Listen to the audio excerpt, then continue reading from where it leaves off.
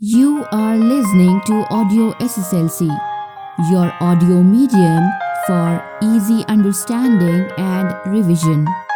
To download a copy of this recording, please visit audiosslc.com.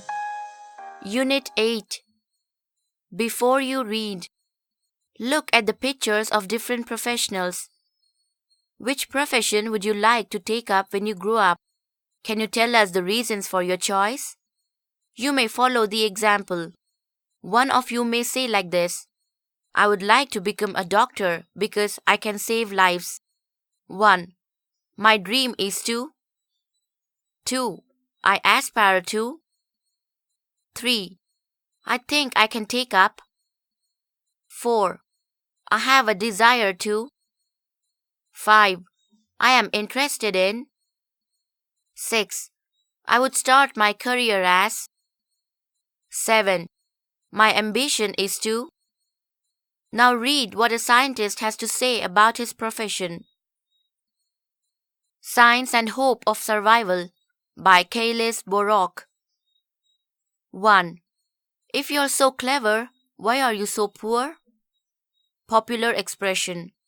Why is that some of us still decide to become scientists despite the fact that businessmen, lawyers, and doctors enjoy a much higher income? 2. A famous Russian writer, L. Tolstoy, once wrote that a writer is not merely a person who writes. A writer is a person who cannot live without writing. The same, I believe, is true of a scientist. Science is an exciting adventure where major reward comes from the discovery itself. What you get instead of money is freedom, camaraderie, and independence. The honors and promotions will depend on yourself more than in other occupations, and you will have the overwhelming feeling of uncovering yet another one of nature's mysteries. 3. An instant understanding, the efficiency of thought and action, and a good feeling that comes when the like-minded people work together. F. Press. It was 1960, the height of the Cold War. I was in Moscow doing research on the theory of seismic waves, tremors generated by an earthquake. I was absorbed in my problem. I enjoyed the mathematical challenge. I did not give much thought to how it connects with the real life. 4. The summons came from the president of Russian, then Soviet, Academy of Sciences. He had received a message from the Palace of Nations in Geneva, where technical experts from the Soviet Union, United States, and United Kingdom, three powers possessing nuclear weapons, met behind closed doors. The president showed me a letter from Geneva. An American scientist, Frank Press, quoted my work while arguing with Moscow experts. And to my great surprise, I found myself in Geneva. 5. At that time, every man and child on the earth lived under the threat of annihilation by nuclear weapon. Each superpower had more than enough nuclear bombs to destroy the others in the first strike. But in the 20 minutes it took for the rockets to reach their targets, the other side had plenty of time to launch retaliation strikes, ensuring the destruction of their enemies only a few minutes later. This threat of mutually assured destruction, with ominous acronym MAD, was for some years the only thin thread protecting all of us from the common fatal fate. Continuing nuclear tests meant development of even stronger bombs, introducing even more imbalance into the global nuclear standoff. The three nuclear powers were willing to come to an agreement, putting a ban on the nuclear weapon test, and hence the technical experts were summoned to solve the problem that arose. 6. In formal terms, the problem was the following. Suppose that 1. The nuclear powers had signed agreement to stop the test of the new nuclear weapons, and 2. One of the participants had violated this agreement and secretly made an underground nuclear explosion. The problem is, how can the other powers detect the violation? 7. It turned out that this problem had a direct connection with the theory of seismic waves. Underground nuclear explosions produced earth tremors very similar to those generated by earthquakes. How could one distinguish the natural tremors from the ones produced by the explosion? Suddenly, my theoretical knowledge had a direct application in the area of survival of the humankind. 8. In the atmosphere of the ongoing Cold War, with political tensions hanging over our heads, scientists and engineers from the opposite sides of the Iron Curtain had to find a solution, which outwardly seemed impossible given all our differences in cultural background. What saved us was a clear and obvious distinction. We were all scientists. We were able to work out a common language based on respect to hard evidence, indisputable ranking by expertise only, and persistent self-criticism. We were working out a solution that eventually allowed politicians to reach one of the most important decisions of their times: nuclear test ban. 9. This episode taught me that, as a scientist, I have people all over the world who think and interact the way I do. It taught me never to feel lonely abroad. And above all, it taught me that while there is science, there is hope of survival and well-being for all of us. 10. A common law is that immersion in science does not go with practical sense.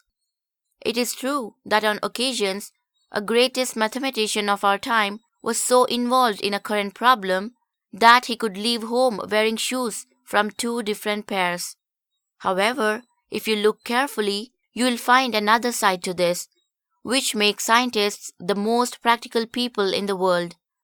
All new technologies, all new brands of industry, from defense to entertainment, stem from fundamental research. Among past examples are antibiotics, electronics, biotechnology, synthetic fibers, the Green Revolution, and genetic forensic diagnosis, to name just a few. And now, only the basic research could give us new sources of energy, new mineral deposits, and efficient defense from terrorism, cure from cancer, new forms of transportation. People trained in theoretical physics are headhunted by financial institutions. Those trained in frontiers of biological research become founders and directors in the pharmaceutical industry. So, knowledge of basic science will give you a head start in whatever career you choose. You are listening to Audio SSLC, your audio medium for easy understanding and revision. To download a copy of this recording, please visit audioSSLC.com. 11.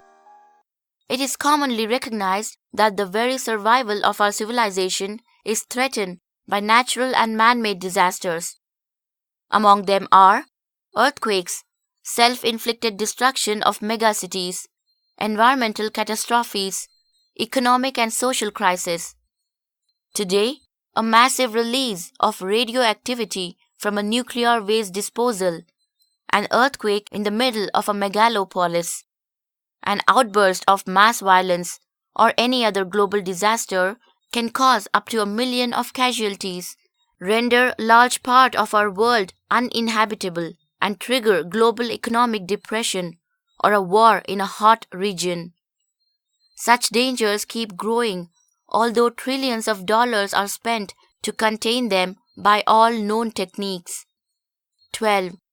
The hope and the responsibility for breaking the stalemate rest not only on the money but on intellectual resources. Though money is more popular, according to the French proverb, nobody is satisfied with his wealth, everybody is satisfied with his wisdom. Only the basic research can create a springboard for developing new disaster preparedness industry. 13. Ours is the time of contest over issues not completely understood. By George Bundy. Scientific research is an exciting venture into the great unknown and the token of humankind's survival. It is the scientists with their tools that are up to the challenge, and can ensure that we all safely move with the time. Finally, I have to remind you that science is not the beginning and not the end either.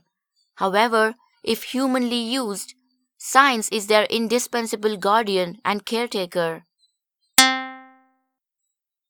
Meanings.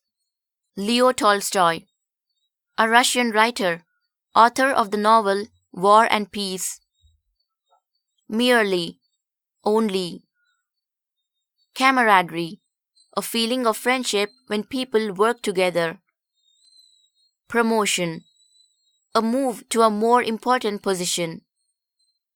Overwhelming, a great effect on you that you feel very happy. F. Press, one of the best educators on human nature. The Cold War, unfriendly relationship between the US and the Soviet Union after the Second World War. Mystery, something that people do not know anything about it. Generated, something produced. Annihilation, complete destruction. Retaliation, action against someone who has done something bad to you. Ominous, making you feel that something bad is going to happen. Acronym, a word made from the first letters of the name of any organization. Example, MAD. Standoff, a situation in which neither side in a battle can gain an advantage.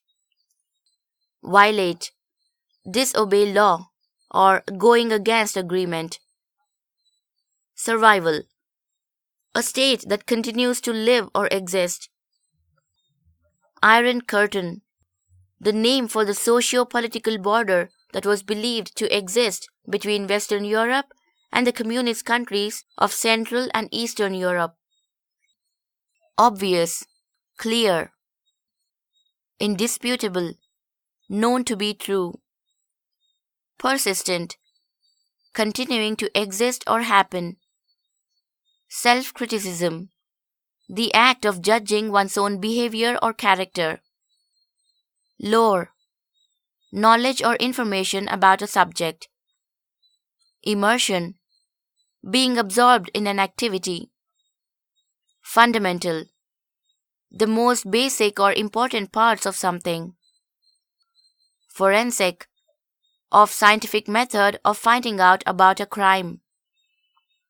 Headhunt, an act to find people with right skills or experience for a particular job. Self-inflict, to cause pain or problem for oneself. Trigger, to make something happen very quickly. Trillion, the number 1,00,000 crores. Stalemate, a situation in which it seems impossible to come to an agreement or disagreement. Springboard, something that helps one to start doing something. Venture, a new activity that involves risk. Indispensable, very useful and necessary. George Bundy, he was United States National Security Advisor to Presidents John F. Kennedy and Lyndon Johnson. Speak well. Persuading. Persuading. Task 1. Read the dialogue between an interviewer and a scientist who is reluctant to talk about his experience and how the interviewer persuades him to open up. Interviewer: Good morning, sir. Congratulations on your successful trip to Geneva Summit. Scientist: Thank you. Interviewer: Could you please spare some time, sir? Scientist: Sorry. Looks at his wristwatch. Interviewer: Politely: Sir, I urge you to share your experiences with our viewers. Scientist: Can we meet some other day? Interviewer: Sir, shouldn't you think that our viewers ought to know about what happened in the summit? Scientist: You're right, but... pauses. Interviewer: Sir, you ought to enlighten us. Scientist: Okay. Juggles in his chair. Interviewer: Sir, were there differences of opinion on the nuclear test ban? Scientist: Of course, we differed as we have different cultural background. Interviewer: Couldn't you arrive at a consensus, sir? Scientist: Finally, we did. We all signed the agreement for nuclear test ban. Interviewer: Thank you very much for having spared your time. Scientist: Welcome. Task 2. You can write a dialogue persuading your friend to accompany you on a trip to a hill station in Karnataka. You can make use of the following phrases: You ought to, you'd better, I would urge you to, shouldn't you, know about the author. Kailis Borok teaches at the University of California, Los Angeles currently. He is the research group leader of the International Institute for Earthquake Prediction Theory and Mathematical Geophysics, Russian Academy of Science. He is also co-director and founder of the research program on nonlinear dynamics and earthquake prediction of the Abdus International Center for Theoretical Physics, Tri-State. Source: 100 Reasons to be a Scientist, published by the Abdus Salem International Center for Theoretical Physics, or ICTP,